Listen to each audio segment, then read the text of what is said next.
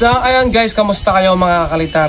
Marami tayong nababasang tutorial mga kalitar kung paano itali yung pakpak ng saranggola mga kalitar. So ito yung pakpak ng ating gagawing saranggola. Kinayos ko to para gawing tutorial mga kalitar, para makita nyo rin kung paano natin siya itinatali.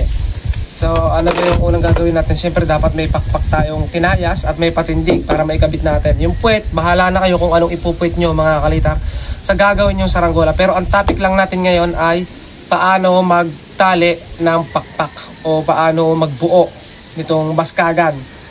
So gagamit tayo mga altar na itong thread. Itong ating sinulid na pantahi sa sako o kung tawagin sa amin ay liting. Ayan. So ito yung gagamitin natin sa ngayon. At umpisahan natin sa pagtatangab. So anong tatangaban natin? So dito mga kaltar sa dulo, itong dulo, pasensya na sa kalyo ko mga kalitar. Ayan. So yan yung dulo ng gagawin nating saranggola. So medyo malapad pa yung isa, bawasan natin.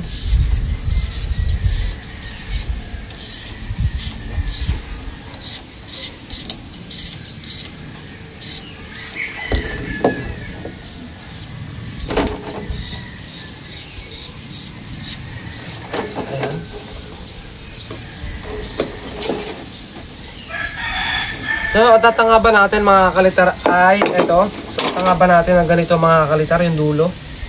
Kasi sila talaga sa aking daliri mga kalitar. Talagang medyo makalyo yung daliri ko.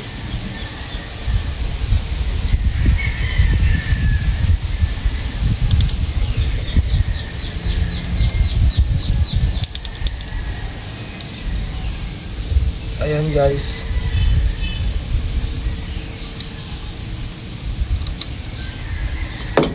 So ayan, natangaban na natin mga kaltar. Nakikita nyo naman. Kita ba yan? So ganyan, lahat ng dulo lalagyan natin yan. Kasi dyan tayo maglalagay ng hagting para hindi tumalon yung sinulid nating ikakabit.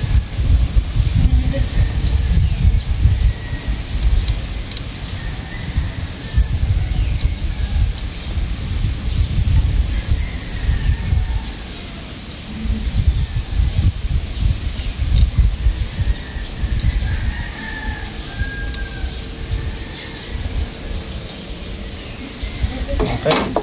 So magkabila, lahat ng dulo mga kaltar, lalagyan natin ng tangab.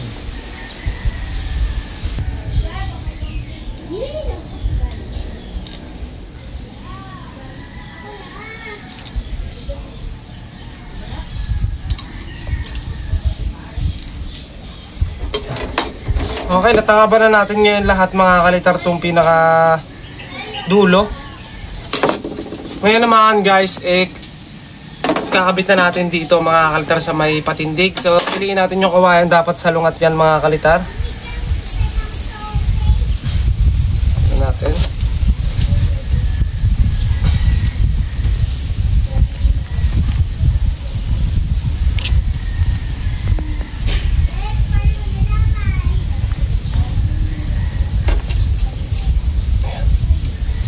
So dapat magkabaliktad sila ng buko mga kalitar. Hindi sila magkatama ng buko. Ngayon naman is kakabit na natin. So tatali natin dito sa patindig. Pagka ganitong thread ang ginagamit ko, dinodobli ko para mas madali mag-ball. So igaganyan lang natin mga kalitar yan. Lalagyan natin ng silo. Ayan, silo. Tapos lalagyan natin sa may patindig, sa ulo ng patindig. Pagtingin natin, ganyan lang. At itatali na natin yung pakpak guys.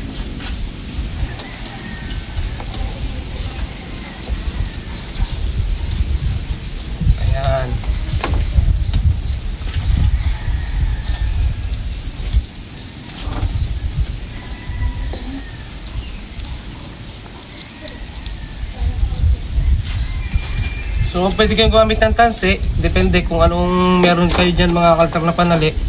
Pero itong liting kasi mas magandang gamitin sa patayogin. Kasi pag nalagyan to ng shoe glue, tumitigas at naglalak. Yung tansi kasi mga kaltar mas maganda yung sa panlaban kung gagamitin.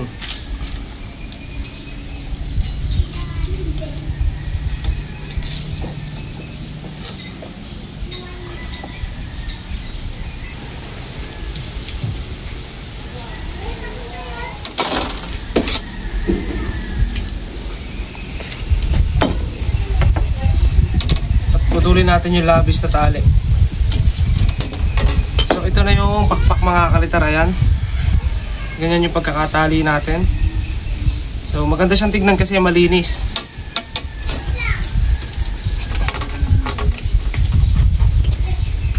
Tapos ito mga kalitar, lalagay na natin yung pangalawang pakpak para maikabit na natin, mahubog na natin. So sa pagtansya mga kalitar, titingnan nyo kung maganda yung hubog, kung kailangan na sikang o hindi. Ayan. So itong ating ginagawa ay semi-oblong.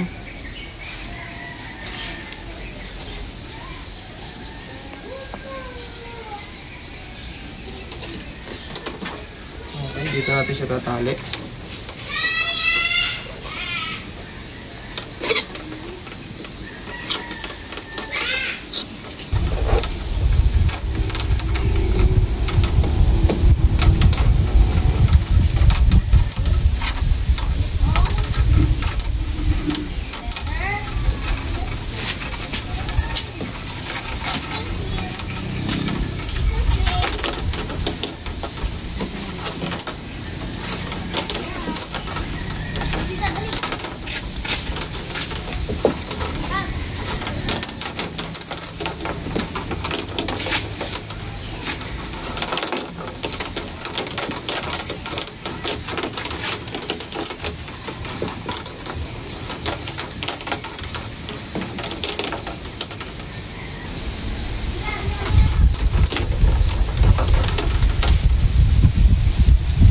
Natin ang glue.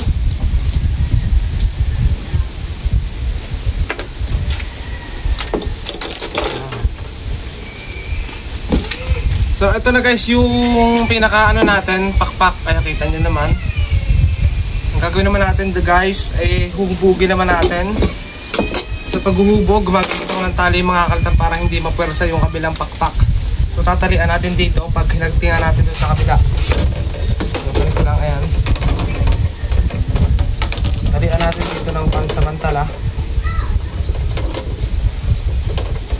Ganyan lang. Tapos yan, lock. Para kapag hinagting natin, pag hinubog natin ito mga kalitar, itong kabila, eh hindi siya bubuka.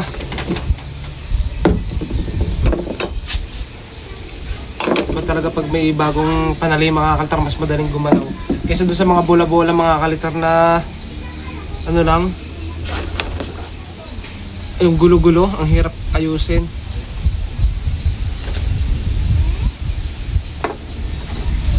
So lagyan natin dito, ayan, ganyan. Kita nyo mga kalitar, ganyan yung itsura nya. Mas ano pa yan, mas gaganda pa ang hubog niyan kapag binagtingan natin sa gitna.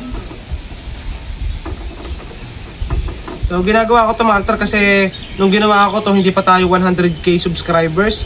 Ngayon 100k subscribers na tayo, kaya gagawa ulit tayo kasi maraming bago mga kalitar na manonood sa atin, mga bagong supporters natin. Ayan. So ito, naikabit na natin to. Kita nyo mga kalitar, yan yung pasisira ko sa kalyo ko mga kalitar. Mukhang sasabog na yung kalyo ko, sobrang dami. Pagkatapos natin itong malagyan mga kalitar nito, kukuha tayo ng stick.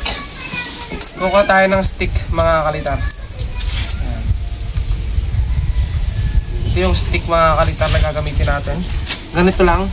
So tutok natin dito mga kalitar. Kuhanin natin kung gaano ito kaluwang.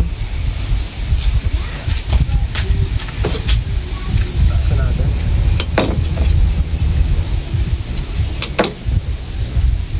So ayan, ganyan lang. At lukuin natin.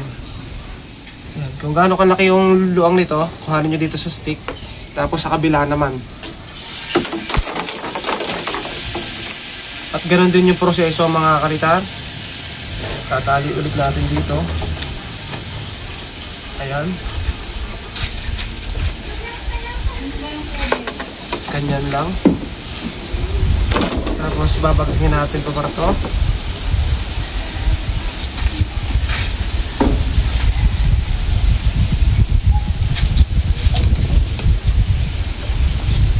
Kulang pa.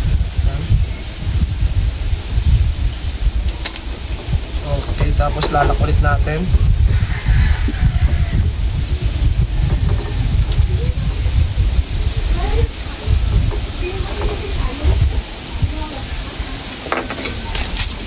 Ayan, ganyan mga kalitar yung proseso niyan. Alisin natin yung kinabit natin dito na hagting. Zoom na zoom ka yan. Hindi. Yung pana, yung sakto lang, no? Tapos, hagtingan naman natin siya dito ngayon, guys. Dito. Sa may, ayan. Diba? Ang ganda ng hubog mga kalitar. So, pakita rin si Totoy. Si Totoy mga kalitar, kasama ko si Totoy at may ginagawa rin si Totoy. Ayun si Totoy nasa likod. So, hinahayaan ko lang si Totoy doon. Bahala siya kung anong ginagawa niya doon. Nasa akin kasi yung mga gamit na kailangan nila, kaya dito sila gumagawa.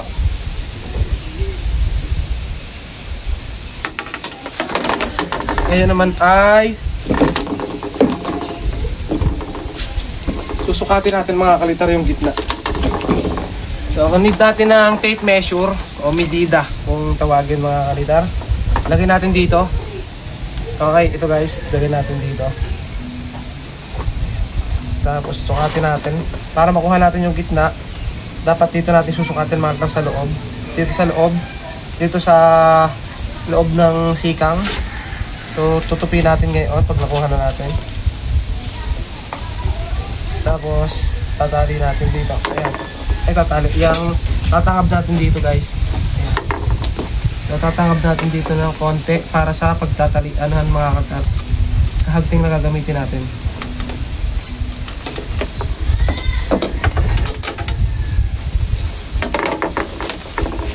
Ngayon naman ay hagting. Dodoblihin naman natin ngayon yung hagting.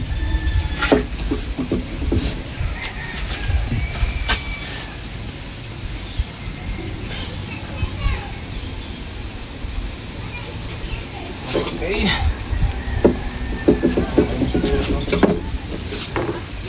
Dodoblihin natin yung gitna.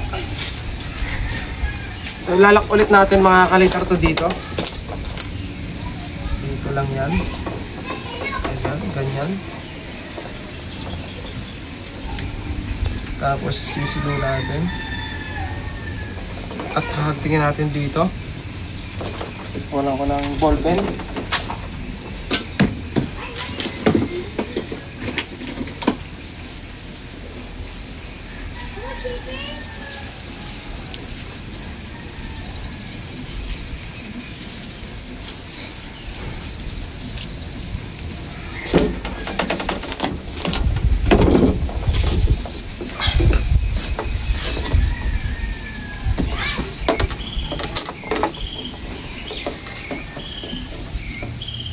So, ayun guys yung dulo. Ayun, ganun lang. So, tapos talak natin dito.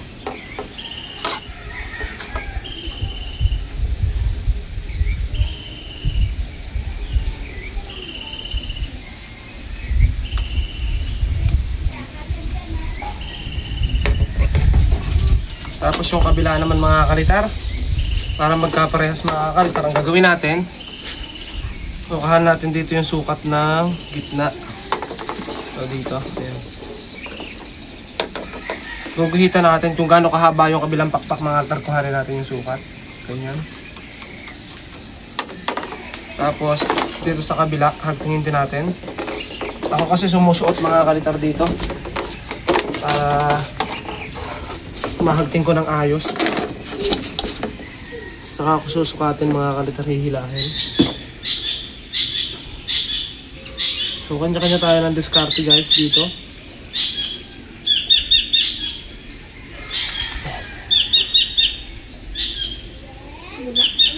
Wait lang. Kalimutan ko pa rin dito sa dalawa.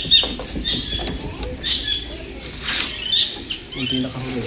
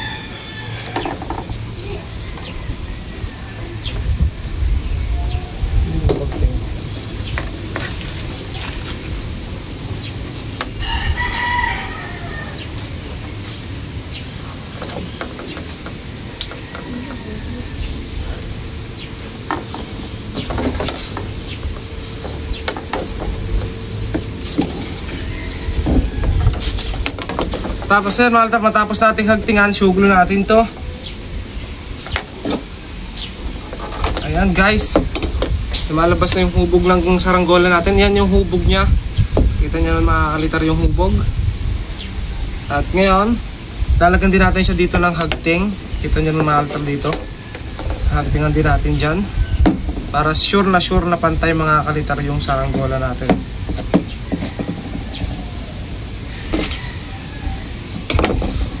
So doblehin natin.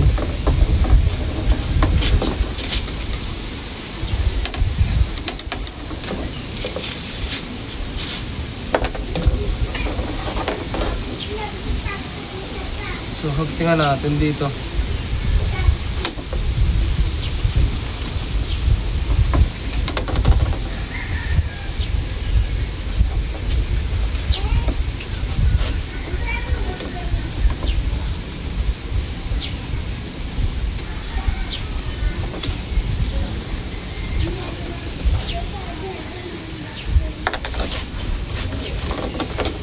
Pati sa kabila mga kalitar.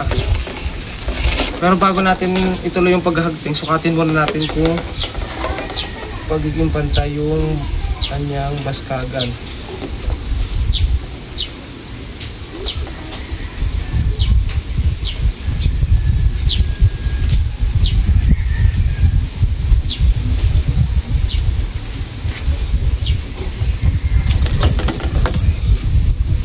Kabila naman.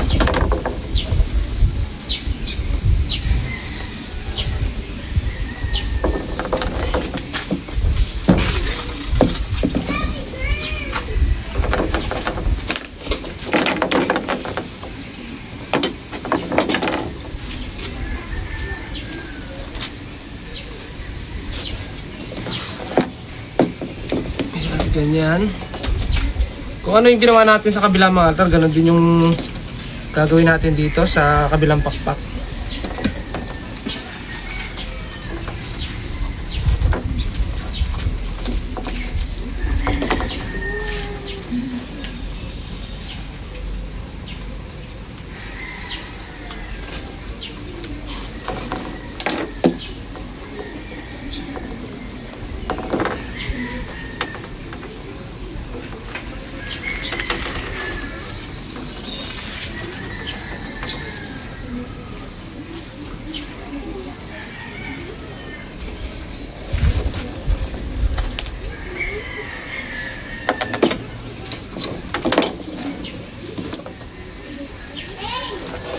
Na.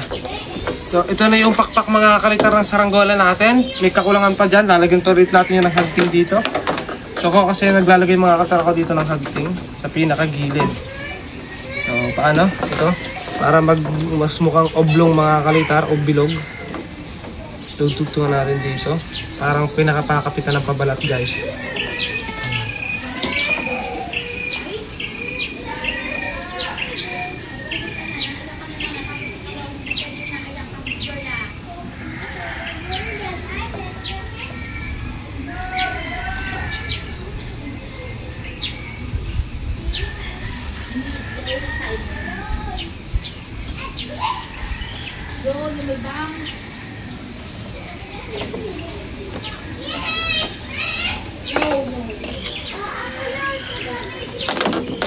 Ayan. Ganyan mga kalitar yung sinasabi ko. Ito sa kabila.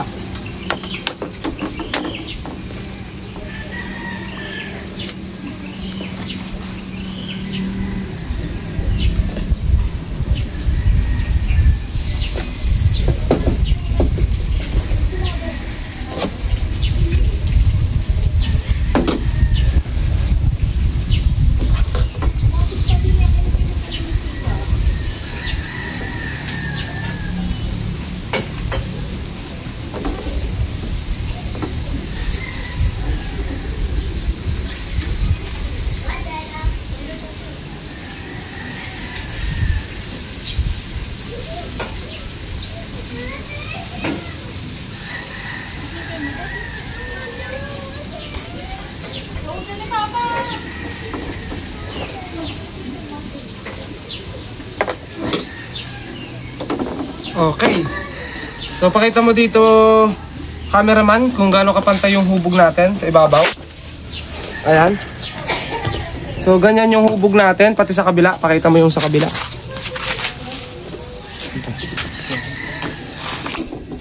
Ayan. So ganyan yung naging hubog mga kalitar na saranggola natin.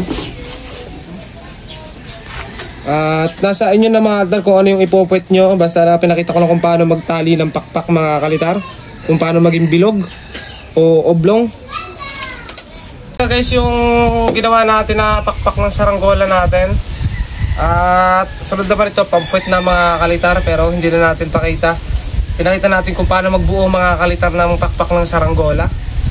At kung gagawa kayo mga kalitar, pwede nyo gayahin. Pwede ding hindi kasi iba't iba naman ang paraan. At yung puwet mga kalitar, hindi ko na, gaya na sabi ko kanina, hindi ko na ipapakita kung anong puwet natin dito.